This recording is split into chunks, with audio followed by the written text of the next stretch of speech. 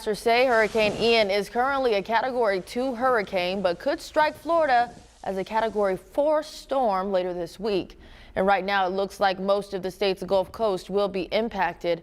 The storm's expected to pass over the western tip of Cuba and then grow into a major hurricane in the Gulf of Mexico, with Florida in its path. Evacuations are already underway in some of the low-lying areas surrounding Tampa Bay. This is like a wall of water coming in, and it will come in very rapidly, very powerfully.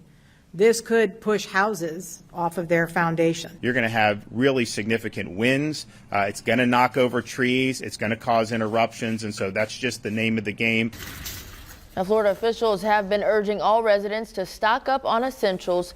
Southern Florida and the Keys may start seeing tropical storm force winds as soon as tonight. Now, weather from the First Arkansas Bank and Trust Weather Garden.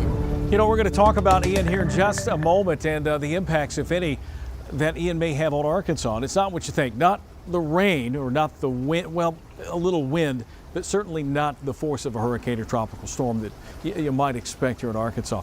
But let's start there. Let's just go over. It's a beautiful day here with the blue sky and the sunshine, but this is what it looks like currently out over the Caribbean. Talked about Grand Cayman and the Cayman Islands being affected. The center of circulation with Ian is now a little to the north and west. It is a Category 2 storm, winds of 100 miles per hour, and it is moving pretty quickly. North-northwest at 13, gusts of 120. It is going to move over the western tip of Cuba later tonight, early tomorrow morning, and then re-strengthen into quite possibly what we were talking about earlier with Faith and Rowley, a Category 4 storm, and make a turn somewhere toward the Florida coast.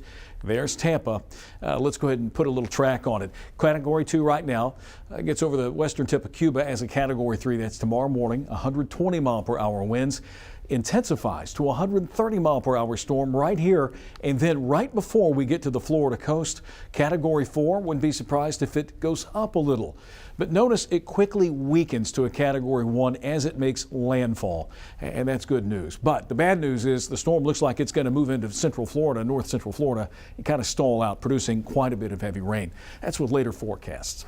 We'll keep you up to date. You know, the impacts of Ian here in Arkansas, middle to latter part of the week. Wind, sunshine, dry conditions, fire danger, believe it or not. Yeah, so the backside of Ian, which is considered the good side, is going to provide us with more of a northeasterly flow at the surface and aloft.